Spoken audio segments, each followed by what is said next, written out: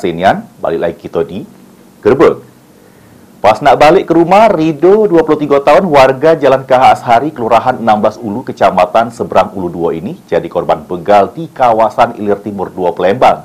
Sehingga motor sama handphone raib dirampas para pelaku dan kepala sama punggung ngalami luka bacok.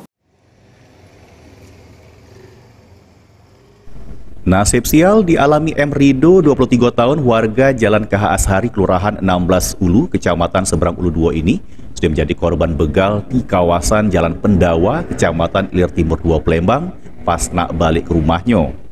Atas kejadian tersebut, korban direwangi keluarganya datangi sentra pelayanan kepolisian terpadu SPKT Polrestabes Palembang, bikin laporan polisi.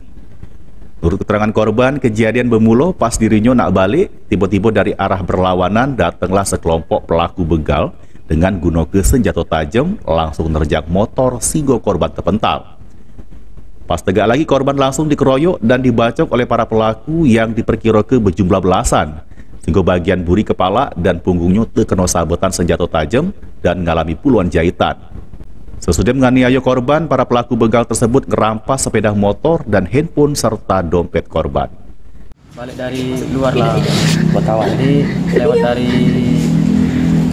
Lemabang Pendawa tuh. Aku di lintasan sama banyak membegal lah, stopnya di Jalan Pendawa itu. Di terajangnya motor aku tuh.